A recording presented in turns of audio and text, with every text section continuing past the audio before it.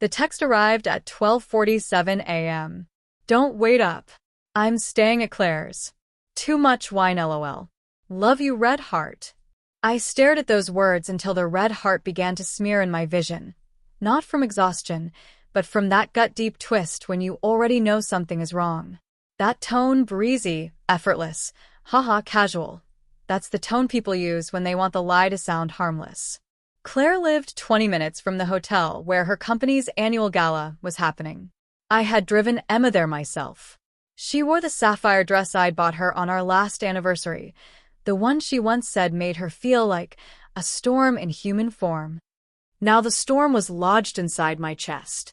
We had been married 8 years. She used to be my favorite person, my answer when anyone asked how love survives. But lately, her late nights at the office increased. Quarter close, she'd say. Mark's being a nightmare, she'd add, laughing. Her phone lived in her hand now. Notifications, hidden smiles, that sly glance down. If I ever questioned anything, she'd touch my arm and whisper, "Luke, don't be paranoid. You're better than that." And stupidly, I believed it. Until that text. I tried lying down, tried shutting my eyes. But at 1:20 a.m., I was sitting in the dark, staring at the blank screen where her location usually lived. It was off. Emma never turned off location. By 2:10 I was in the car, jacket thrown on, keys shaking in my hand. I reached the hotel. Parking lot half dead. Banners still fluttering. Caldwell Finance, building futures. I killed my engine and waited. At 2:43 a.m. side door creaked open. 3 people walked out, 2 men, 1 woman. Her. Not drunk. Not stumbling. No wobbling heels. She looked glowing, that glimmer people wear when they think no eyes are on them. And right beside her, Mark Caldwell. His hand brushed her lower back. She didn't pull away. They paused at his car. He said something. She laughed, quietly. Familiar. Then he kissed her. Not clumsy. Not spur of the moment. And she kissed him back. When she finally stepped away, it wasn't guilt that pulled her back. It was longing. They left together. I don't remember how long I sat there after. Just the thick silence of betrayal ringing in my skull. At 4 o'clock, I drove home. The other side of the bed was cold. I stared at the ceiling until dawn's dull gray broke the room. At 6:32 a.m., the front door clicked. "Hey," Emma said carefully, testing the temperature of the air. "You're up early." I didn't move. She stepped in, hair tied up, wearing the oversized sweater I once loved. "Claire's couch is murder." "I barely slept," she said casually. I turned my head. "Did you?" She blinked. "Did I what?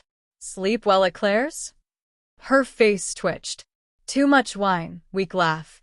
"Why?" "Because you weren't at Claire's." Her color drained. I held up my phone. "You turned off location.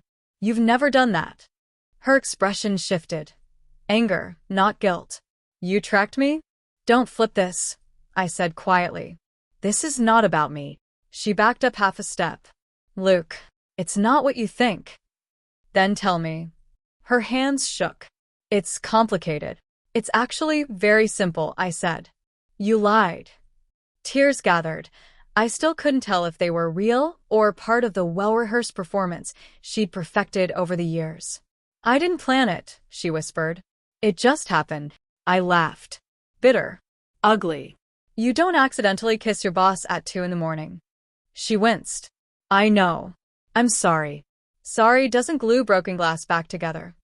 She reached for me. "I love you, Luke. I made a mistake." "Do you even know what love is?"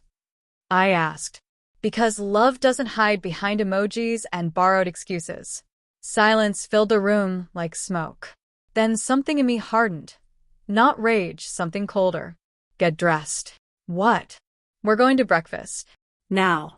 "Now." We sat at her favorite cafe. She stared at the table, unable to meet my eyes. "Why are we here?" she whispered. "So you can remember every second of this moment," I said. Her eyes lifted, pleading. And I leaned in. "You're going to tell me the truth. All of it." She did. How it began with jokes, drinks, late nights, feeling seen again, the emotional creep that became physical. Every sentence cut something out of me. When she finished, I just nodded. Okay, I said. She thought the storm had passed. She had no idea. Because before breakfast, I'd already called Claire. Claire hadn't seen her in weeks. Claire had sent screenshots. Proof. And before Emma even sat down at that cafe table, I had emailed every message, every photo, every breadcrumb of truth to her corporate HR inbox. And to Mark Caldwell's wife. Not because I wanted revenge. Because someone had to drag reality into daylight. At 9:17 a.m., Emma's phone buzzed. When she saw the sender, her face blanched. What did you do? I made sure, I said softly. You'll remember this morning. She shook. You destroyed my life. No, Emma, I said as I stood. You destroyed ours.